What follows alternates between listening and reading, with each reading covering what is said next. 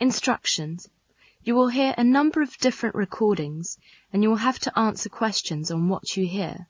There will be time for you to read the instructions and questions, and you will have a chance to check your work. All the recordings will be played once only.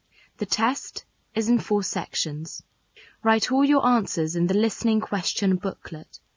At the end of the test, you will be given 10 minutes to transfer your answers to an answer sheet. Now turn to Section 1. Section 1. In this section, you will hear an interview. Steve Brown applied to the Summer Festival Centre for a job. He was invited for the interview. As you listen to the interview, answer questions 1 to 3 by circling the correct letter. First, you will have some time to look at questions 1 to 3.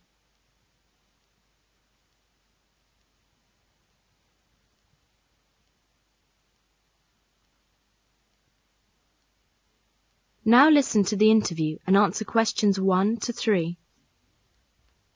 Hello, Mr. Brown. Your first name is Steve, isn't it? Yes, Steve Brown.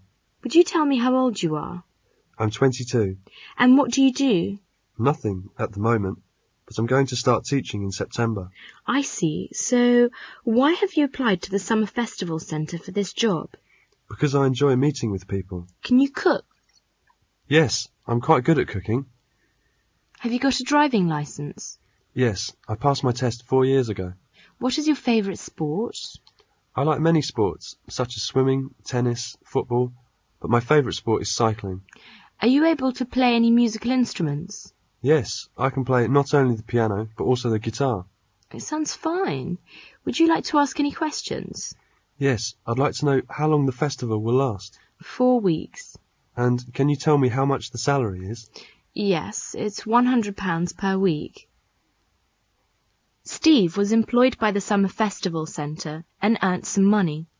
As he likes cycling very much, he wants to buy a bicycle. Now he is ordering from a mail order catalogue. As you listen, fill in the gaps numbered 4 to 7. First, you will have some time to look at questions 4 to 7.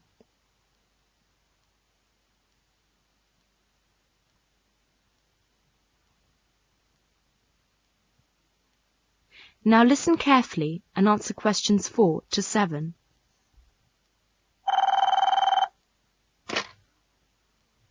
Three 8564. City Mail Order Company. Can I help you? Yes, I'd like to order a bicycle I've seen in your catalogue, with a 22-inch frame. Bicycle? Well, we have 3 different models. Could you quote the reference number, please? I'll just have a look. Here it is, number AD 58402. Right, I'll just key that in. That's the touring model at £185. No, wait a moment. I want the sports model. If you check, sir, you'll see that the sports model one is £249.50. The reference number is AD 58412. I see. It's the sport model I want. Will you take the order down? Sure. Could I have your name and address, or do you have an account number? Well, I might have, but I can't tell you what the number is right now. We can look it up at this end. It doesn't matter. Would you give me your name and address then? Yes, it's Steve Smith of 31 Green Road, Euston Centre, London, NW1 4ER. Sorry, I didn't catch the address. Could you repeat it? Yes, it's 31 Green Road, Euston Centre. I'll spell it. EUSTON, London, NW1 4ER. So it's for Mr. Steve Brown, 31 Green Road, Euston Centre, London, NW1 4ER. And how would you like to pay, sir? By cheque or by credit card? I'll pay by cheque, as usual. When can I expect it? It should reach you within 3 weeks. Let us know if it doesn't. We'll enclose the bill with the bicycle. That's okay. Thank you. Goodbye. Thank you for calling, Mr. Brown. Goodbye. Continue to listen to the third part of this section. About 2 months later, the City Mail Order Company called Steve Brown about the non-payment of the bill. As you listen, look at the statements and write T if the statement is true, F if the statement is false, or N if there is no information given. First, you will have some time to look at questions 8 to 10.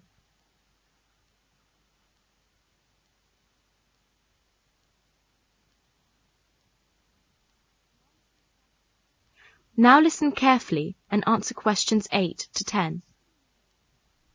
City Mail Order Company. May I speak to Mr. Brown? Yes, speaking. Good afternoon, Mr. Brown. I'm sorry to disturb you. We don't usually phone customers about overdue payments, but we have, in fact, written to you twice. Written to me twice? What on earth about? It's about the bicycle we sent to you. You did get it all right, didn't you? Oh yes, I did. I got the bicycle, and I think I've paid for it too.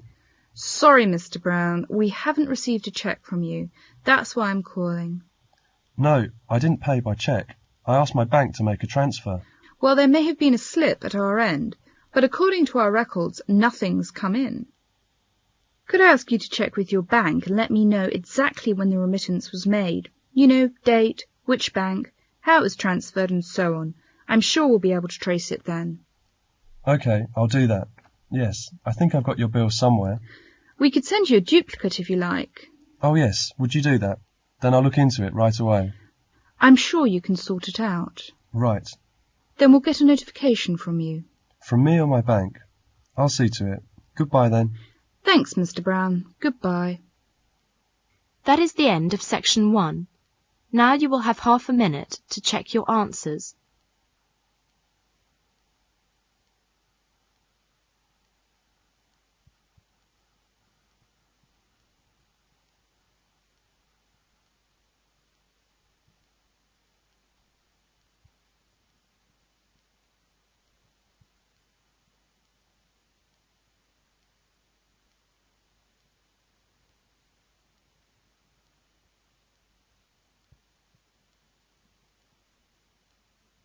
Now turn to Section 2.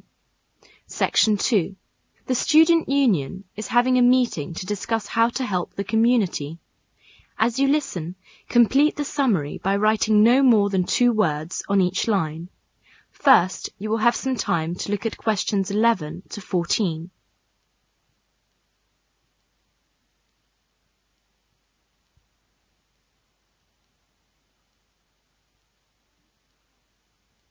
Now listen carefully and answer questions 11 to 14.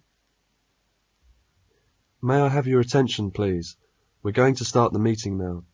I'm very pleased to see so many people here. You obviously all know that the purpose of this meeting is to discuss how to help the community. Next month, the National Union of Students are running a National Community Week. They've asked us to cooperate in any way we can. The idea is that all students should give up some of their time to help the community. Surely that's what we do in Rag Week. Does that mean we're going to do this sort of thing twice a year? No, not really. The scheme is nationwide. It has 2 aims: to show the public that students are responsible members of society, and to show students ways in which they can give really practical help to the community. The National Union of Students haven't made any suggestions. They want the students in each area to work out their own schemes. And really, that's the purpose of this meeting, to think up some ideas about the sort of help we can give. Let's discuss now. Any suggestions? It is Saturday morning. A group of students are going to help an old man in the community. As you listen, fill in the gaps numbered 15 to 17. Now you will have some time to look at questions 15 to 17.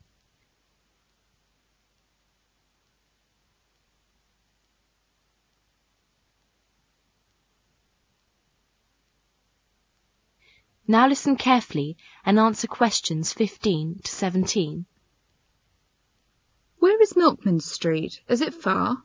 No, I don't think so. It's somewhere near. Oh, look there. It's just around the corner. What's the number again? Number 8. Mr. Tyler, 8 Milkman Street. Careful with those tins of paint. I'll knock. The welfare office said that they'd written to him to tell him we were coming. The curtains are all drawn. It doesn't look as if anyone's at home. He's probably watching TV. He's a long time coming. He'll be pleased to see us, I'm sure. Go away. I don't want any. Hello, Mr. Tyler. Is it Mr. Tyler, isn't it? We're the student volunteers. Engineers? I don't want any engineers. I've got a gas fire. No, Mr. Tyler, we've come to do your decorating. No, thank you. Not today. Perhaps you could open the door, Mr. Tyler. We've come to paint your kitchen. Well, why didn't you say so? We can come again tomorrow if it's inconvenient now. No. It's all right. Don't stay there at the front. Come round the back. I never use the front door, only the back. As a student volunteer, Diana is going to help an old lady in the community. As you listen, indicate whether the statements are accurate or not by writing A for an accurate statement, I for an inaccurate statement, or question mark if there is insufficient information. Now look at questions 18 to 20.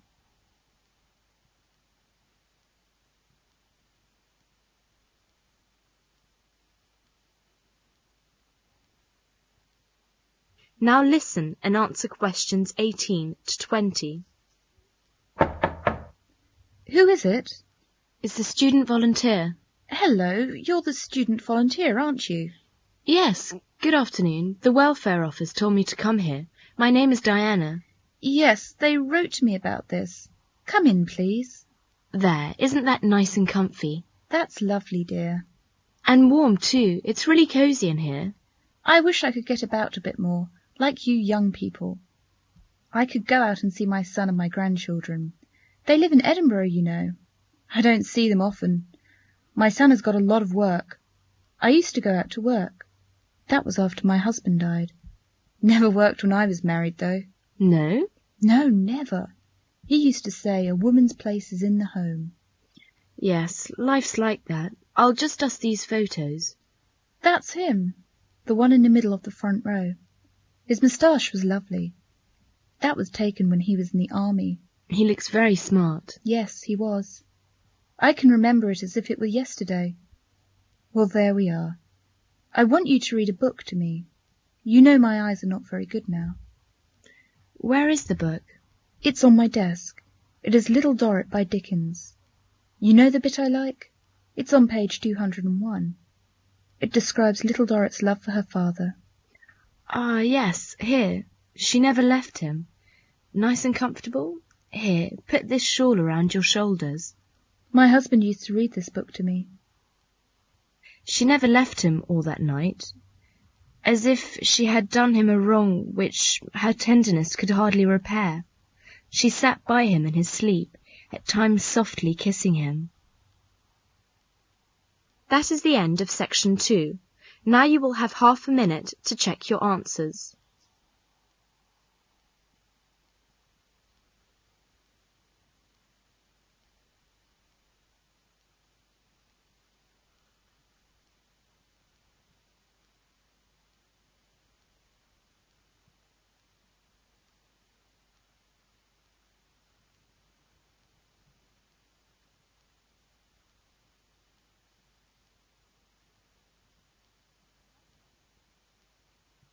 Now turn to section 3. Section 3. In this section, you will hear 2 short talks about animals. Mark is going to talk about the koala. As you listen, complete the notes with the information you need. Now look at questions 21 to 29.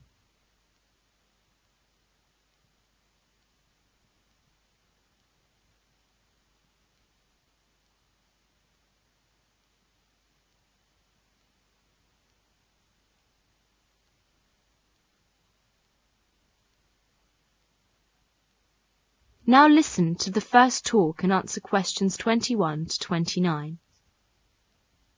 Good afternoon. Today we'll have 2 students, Mark and Philip, to talk about animals. Mark will be the first. Mark, please get straight down to business. Right.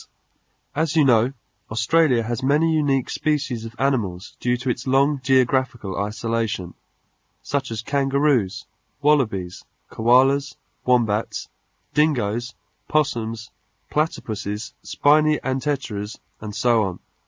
Today, I'm going to talk about koalas. The koala is a sluggish, tailless, furry, arboreal marsupial. Koalas are different from state to state in colour and build, probably because of differences in climate and diet. In Queensland, for example, koalas typically have a red dish or tawny colour. In New South Wales, koalas are greyish with ash-like flecking. In Victoria, they tend to be heavily built, with a shaggy coat of a brownish colour. Koalas tend to be solitary creatures. They come together to mate in spring and early summer. At mating time, the males are noisy and quarrelsome. Baby koalas are born approximately 35 days after conception. Although furless and weighing only half of a gram, the baby koala climbs into the mother's pouch unaided. 6 months later, it leaves the pouch. By now, the baby koala is fully furred, and the mother carries it on her back or cuddles it to her chest for another 6 months. Normally, koalas have single babies, and twins are rare. Koalas become mature completely after 4 years, although the female is sexually mature at about 2 years. Koalas only eat gum leaves and drink no water. The Aboriginal word koala means no water. But of the 500 eucalyptus species, koalas eat only about 13. The koala's digestive system enables it to survive on a diet of gum leaves, which consist largely of fibre, which have a very low protein content. An adult koala eats around 1 kilo of leaves a day. In the wild, it is thought that the koala lives for about 10 years, although koalas in zoos may live for 20 years. The fully grown female koala measures about 60 centimetres. Males are bigger, measuring about 80 centimetres and weighing 13.5 kilograms. The koala has 2 thumbs on each forepaw, opposed to 3 fingers. In climbing, it grips mainly with these, and uses its rear paws for a toe hold in a swift jumping action. It seems that koala may not always have looked as they do today.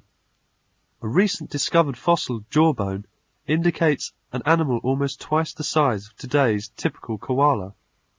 Also, it may have kept to the ground and even knocked over small trees. Thank you, Mark. It's an interesting talk. Koala is my favourite animal. It's lovely and cute. Philip, now it's your turn. Philip is going to give a talk about giraffe. As you listen, fill in the gaps numbered 30 to 34. First, you will have some time to look at questions 30 to 34.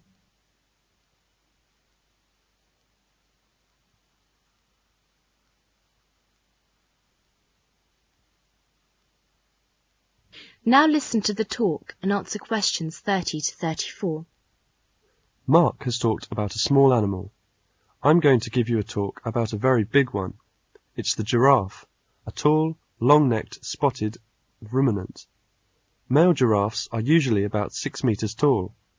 Half of the giraffe's height comes from its neck, which is longer than its legs. A baby giraffe is 2 meters tall at birth. It can stand up by itself within a few minutes and can run well in about 2 days. A giraffe has big brown eyes which are protected by very thick lashes.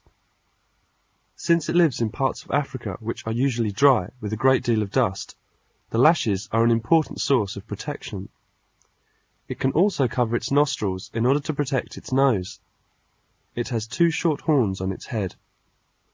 Like the camel, the giraffe can go a long time without drinking water. One source of water is the leaves which the giraffe eats from trees. Since it is so tall, the giraffe can reach the tender leaves at the top of a tree. Giraffes usually live in small herds and often feed with other animals. Giraffes have 2 methods of self-protection. If something frightens an adult giraffe, it can gallop away at about 50 kilometers per hour, or stay to fight with its strong legs. Well, that's all I know about giraffes. That is the end of section 3. Now you will have half a minute to check your answers.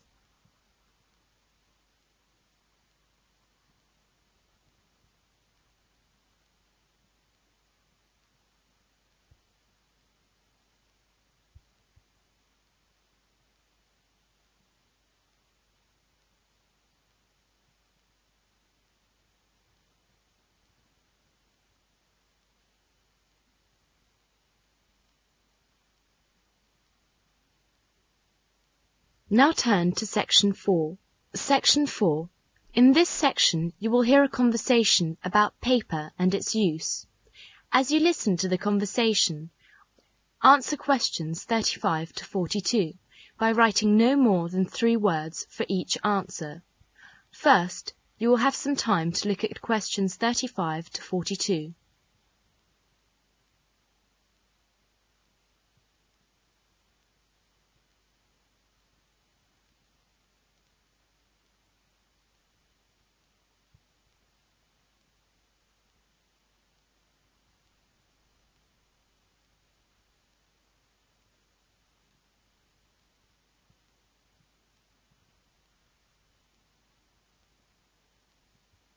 Now listen to the conversation and answer questions 35 to 42. Peter and Kate have met in the coffee bar and they are having coffee together. Hi there, how are you going with your tutorial next week? Oh, good. I've decided to talk about paper and its use. Fascinating, I'm sure. Yes, I think it's an interesting topic. Do you know how much paper you use every year? Well, I've never thought about that. I can't answer your question. I suppose you can tell me something about it. Okay. It'll be good practice for my tutorial next week. How much paper does one person use every year? In 1900, the world's use of paper was about 1 kilogram for each person in a year. Now, some countries use as much as 50 kilograms of paper for each person in a year. This shows how far advanced the country is. You're right. Countries like the United States, Britain, Japan, Germany and Sweden certainly use more paper than other countries. I'm very interested in the history of paper. Are you going to talk about it next week? Yes, of course. Where was paper first made? In China. The Chinese first made paper about 2,000 years ago. China still has pieces of paper which were made as long ago as that. But Chinese paper was not made from the wood of trees. It was made from the hair-like parts of certain plants. In Egypt and the West, paper was not very commonly used before the year 1400. The Egyptians wrote on papyrus, a kind of paper made from the pith of the stems of tall aquatic cyperaceous plants. Europeans used parchment for many hundreds of years. What was parchment? Parchment was made from the skin of certain young animals. They were very strong. We have learnt some of the most important facts of European history from records that were kept on parchment. Oh, I see. How about paper in Europe? Well, paper was not made in southern Europe until about the year 1100. Scandinavia, which now makes a great deal of the world's paper, but didn't begin to make it until 1500. It was a German named Schraffler who found out that the best paper could be made from trees. After that, Canada, Sweden, Norway, Finland, and the United States became the most important in paper making. They are forest countries. Today, Finland makes the best paper in the world, and the paper industry of the country is the biggest in the world. New paper making machines are very big, and they make paper very fast. The biggest machines can make a piece of paper 300 meters long and 6 meters wide in 1 minute. Oh my goodness, that's amusing. What are the uses of paper? Paper is used for newspapers, books, writing paper, envelopes, wrapping paper, paper bags. Yes, only half of the paper that is made is used for books and newspapers. Have you got an idea about other uses of paper? No, I'm afraid not. There are many other uses. Paper is very good for keeping you warm. Houses are often insulated with paper. You have perhaps seen homeless people asleep on a large number of newspapers. Yes, I have. So they're insulating themselves against the cold. You are right. In Finland, it is very cold in winter. It is sometimes 40 degrees below 0 centigrade. The farmers wear paper boots in the snow. Nothing could be warmer. Oh, that's unbelievable. Now more and more things are made of paper. We have had paper plates, cups and dishes for a long time. But now we hear that chairs, tables and even beds can be made of paper. With paper boots and shoes, you can wear paper hats, paper dresses and paper raincoats. When you have used them once, you throw them away and buy new ones. You know, the latest in paper seems to be paper houses. These are not small houses for children to play in, but real, big houses for people to live in. You can put one up yourself in a few hours, and you can use it for about 5 years. Fascinating. People have made paper boats, but they have not yet made paper planes or cars. Just wait, they probably will. Well, I'm sure your tutorial will go really well. That is the end of section 4. Now you will have half a minute to check your answers.